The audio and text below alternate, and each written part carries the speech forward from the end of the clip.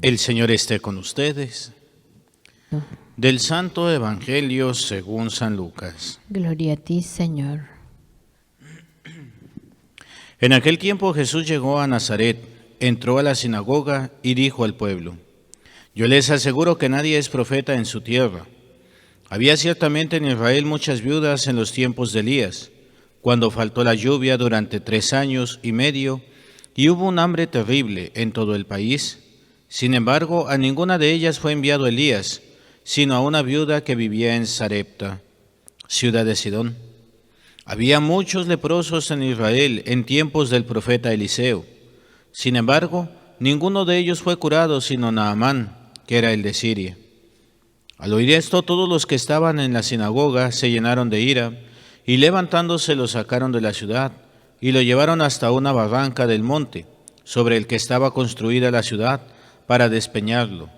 Pero él, pasando por en medio de ellos, se alejó de allí. Palabra del Señor. Gloria a ti, Señor Jesús. Nos sentamos un momento. Una de las tentaciones que siempre está presente es el de sentirnos superiores a todos los demás. Y esta tentación nos va a llevar hacia la soberbia. Esta soberbia que ha estado presente en toda la historia de la humanidad. Ya desde Adán y Eva vemos que hay soberbia. Y el primer pecado que hubo en la historia de la humanidad es precisamente la soberbia. Casi siempre cuando uno pregunta cuál fue el primer pecado que hubo en la historia de la humanidad, casi todo el mundo se va con la desobediencia al comer del fruto prohibido. Pero no es la desobediencia, sino la soberbia. ¿Por qué comieron de ese fruto? ¿Por qué desobedecieron? Por esta tentación que va a poner el enemigo. Bien sabe Dios que si comen de este fruto, serán como dioses. Y siempre el hombre ha querido estar en esa posición de Dios. Esta situación de querer ser más que los demás y ponerse en el lugar de Dios. Esto lo vamos a ver presente en todo momento y en todo lugar. Hay personas que son sumamente humildes, pero siempre va a estar esa tentación de la soberbia. Y vemos cómo aquí el pueblo de Israel, en tiempos de Jesús, se cree superior a todos los demás. Es un pueblo que al saberse pueblo de Dios, al saberse pueblo elegido, ha perdido toda esa humildad. Y esa soberbia que tiene lo lleva incluso a desconocer a Dios, a caer en su propio juego, en su propio mal. Y eso es lo que está matando al pueblo de Israel. Jesús les va a echar en cara esa soberbia. Dice aquí, ¿verdad? Yo les aseguro que nadie es profeta en su tierra. ¿Por qué? Estamos en el contexto cuando a Jesús lo rechazan por saber quién es. ¿Qué no es este Jesús, el hijo del carpintero? ¿Qué no es María, su madre? ¿Qué no conocemos a sus hermanos y hermanas? Entonces, ¿de dónde nos viene a hablar? ¿De dónde nos viene a decir? ¿De dónde toda esta fama que tiene? Por eso Jesús les va a decir, un profeta, el único lugar donde no es bien recibido, donde no es creíble, es en su propia casa, es en su propia tierra. Y es que creemos conocer y no damos la oportunidad al otro. Muchas veces incluso a lo mejor el otro que hoy está haciendo maravillas, en su momento era, perdón por la palabra, el tontito. Ay, decirme que este está por aquí, decir que este alcanzó esto, pero si yo lo conocí así, si sé de qué pata cojea. Y eso mismo pasa en las familias. Muchas veces una persona respetada por los demás, ay, don fulanito, ay, o doña fulanita, y en su casa, ay, sí, don o doña.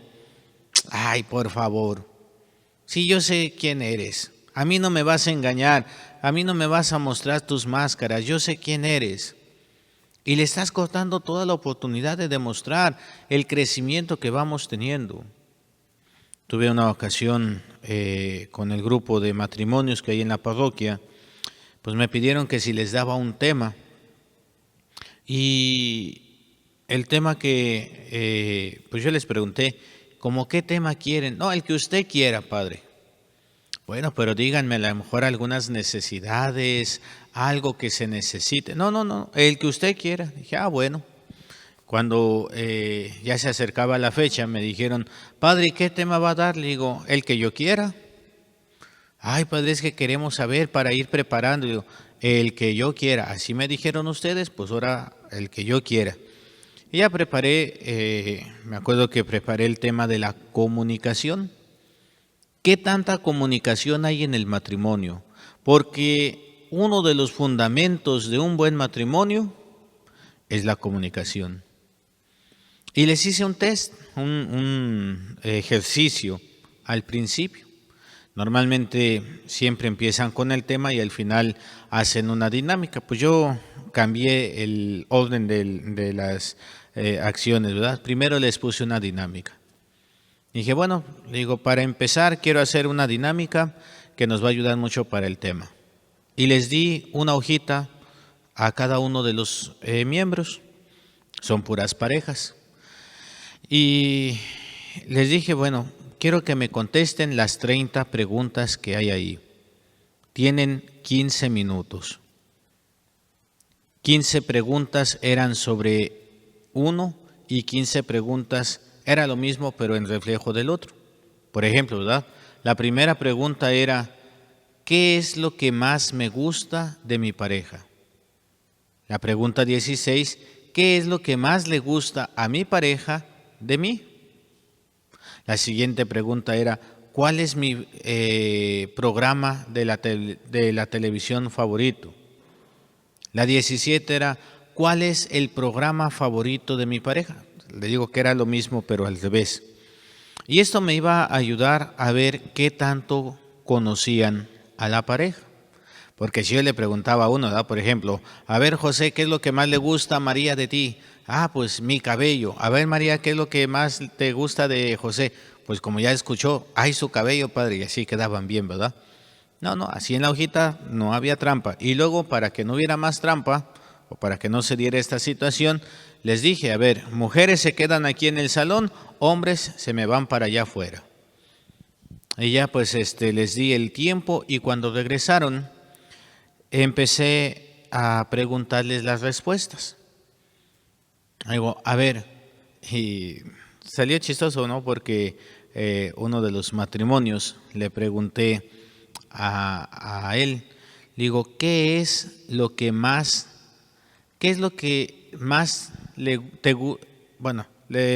sobre ella, ¿verdad? Digo, ¿qué es lo que a tu mujer le gusta más de ti? ¿Qué parte de tu cuerpo, porque era parte del cuerpo, qué parte de tu cuerpo es el que más le gusta a tu esposa? Y me acuerdo que di una respuesta que a todos nos dio risa. Mi cabello. Y nos dio risa porque ya estaba pelón. Y entonces le preguntamos a ella, ¿qué es lo que más te gusta en el cuerpo de tu esposo? Y pues se sonrojó un poquito y dice, pues antes me gustaba su cabello, pero ya no hay.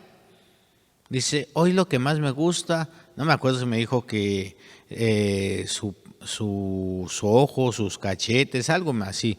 Pero es chistoso porque él se quedó con que a ella le gustaba mucho su cabello. Con otro matrimonio, ¿verdad? Le dije a ella, ¿cuál es tu color favorito? Y ella dijo, el morado. Y le pregunto al marido, ¿verdad? ¿Cuál es el color favorito de tu esposa? Digo, no vaya a decir, sino a ver, ¿qué dice la hojita? El rosa.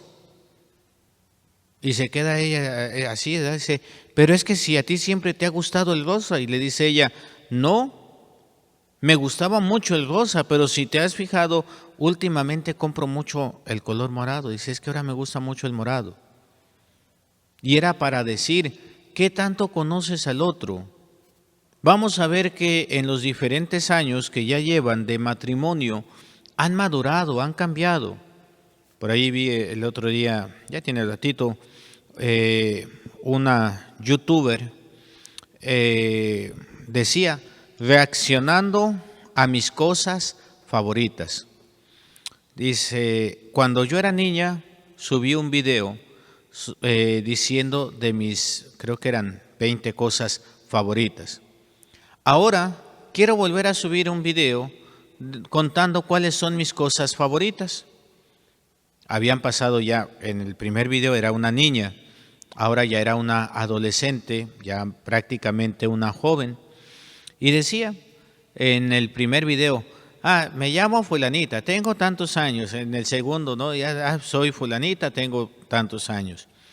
Y había cosas que le seguían gustando, por ejemplo, el color le seguía gustando, pero en el primer video decía, yo cuando vaya a la universidad quiero estudiar veterinaria. Y ahora la jovencita decía, bueno, eso ya cambió, yo quiero estudiar, no me acuerdo si decía derecho o algo así, pero fueron de las 20 preguntas o de las 20 cosas favoritas, 18, 17 ya habían cambiado, solamente eran como 3 las que eran iguales. Vamos cambiando, vamos modificando, porque vamos madurando. Yo creo que si a mí me preguntaran, pues a lo mejor a mis 10 años hubiera dicho una cosa, a los 20 hubiera dicho otra cosa, a los 30 otra, y ahora digo otra cosa. ¿Por qué? Porque de los 10 a los 40 ya son 30 años de madurez, 30 años de ir experimentando. Ahora tengo el conocimiento que hace 30 años no tenía. Ahora puedo ver más pros y contras de muchas situaciones. Entonces, vamos cambiando. Y esto, cuando hay una soberbia, donde yo pienso conocerte a ti, no doy la oportunidad a este proceso de maduración y me quedo con el tú inmaduro. Eso es lo que le pasó a Jesús. Y le vas a recriminar al pueblo de Israel diciendo lo que pasó en el pasado. A ver, ustedes se dicen el pueblo elegido, y lo son. Pero el pueblo elegido tiene que vivir en la humildad, tiene que vivir en el servicio. Ustedes se creen mucho.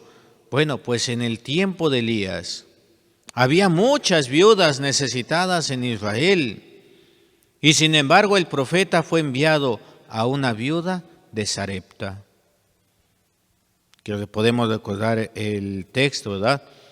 Elías llega a una casa, es una viuda con su niño, con su hijo, un adolescente probablemente, y le dice, dame de comer. Y le dice la mujer, Señor, no tengo, solamente me queda una medida de harina y poquito aceite. Estaba viviéndose una escasez, una sequía, y pues había escasez de alimento, porque al no haber agua, pues no hay cosecha. Y le dice Elías, le dice la viuda, ¿verdad? No me queda más que una medida, voy a hacer un pan para mí y para mi hijo, y luego nos sentaremos a esperar la muerte. Y le dice Elías, está bien, haz eso, pero primero hazme un pan. Y la mujer como que yo creo que pensó, ¿verdad? No entiende. Bueno, pues si de todos modos nomás vamos a comer un panecito, pues queda más da que lo compartamos y nos vamos a morir los 3 de todos modos. Pues le hace el pan a Elías y dice la palabra de Dios que tomaba esa medida de harina para su pan y la harina nunca se acabó hasta el día que hubo cosecha. Fue una extranjera, una publicana, la que recibió este milagro de Dios a través del profeta. Y luego nos habla del leproso, venido decía aquí, ¿verdad? La palabra de Dios, Naamán, que venía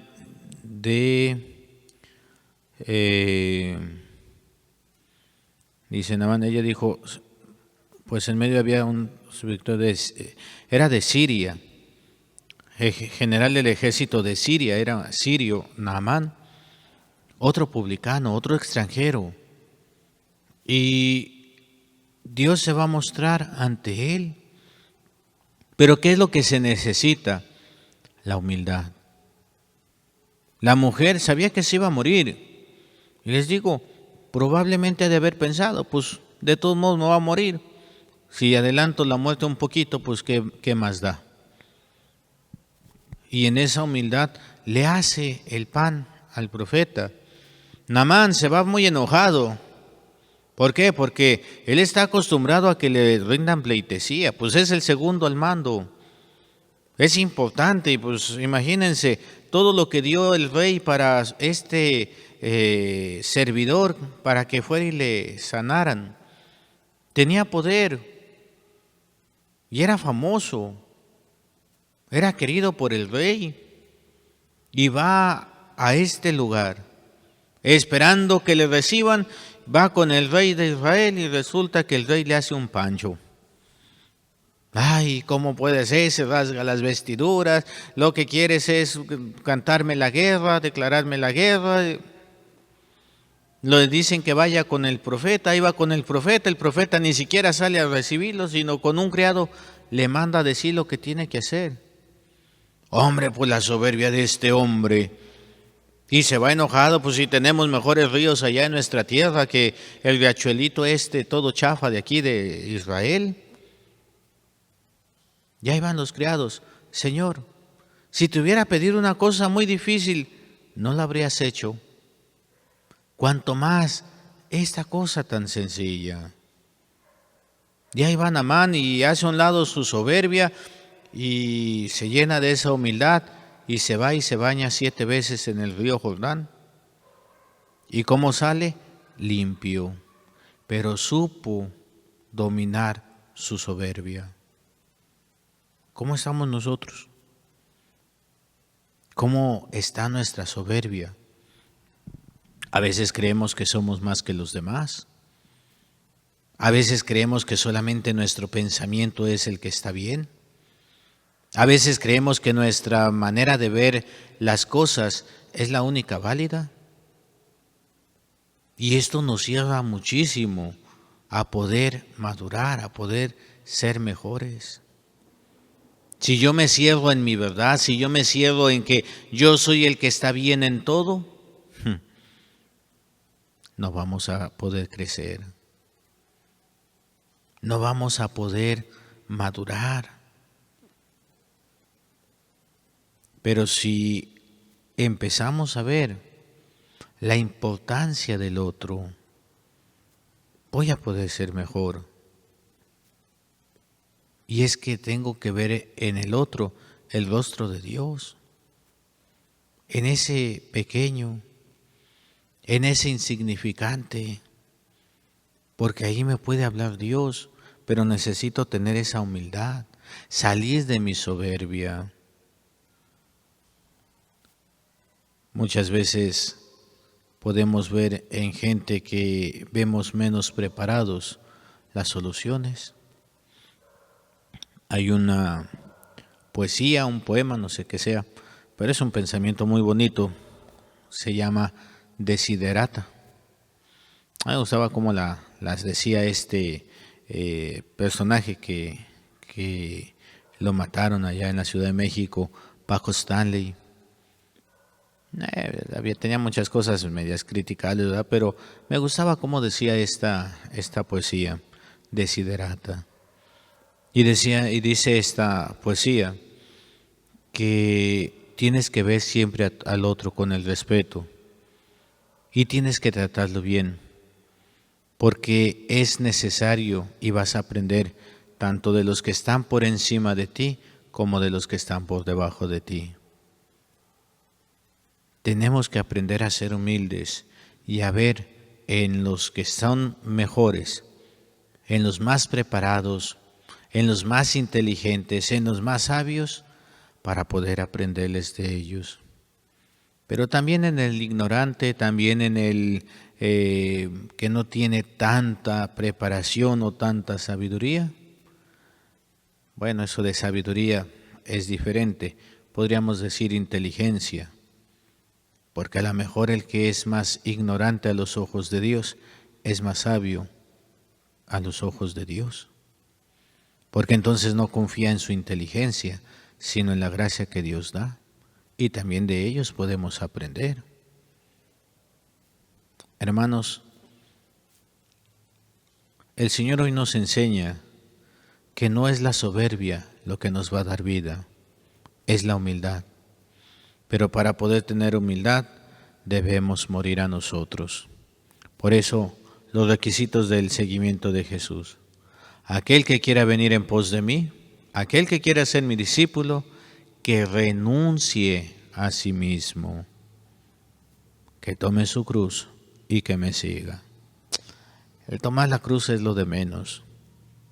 El seguimiento poco a poco lo vamos haciendo. Lo más difícil es la renuncia a uno mismo. Qué difícil es, porque es morir a mí para que Cristo crezca. Cuando logramos ir aprendiendo esto y viviendo esto, tenemos prácticamente la vida ganada, la vida eterna, porque entonces viviremos la voluntad de Dios y pondremos siempre en primer lugar la voluntad de Dios. Hermanos, pidámosle al Señor que nos ayude a tener esa humildad y a ir venciendo día a día nuestra soberbia. En el nombre del Padre, y del Hijo, y del Espíritu Santo. Amén.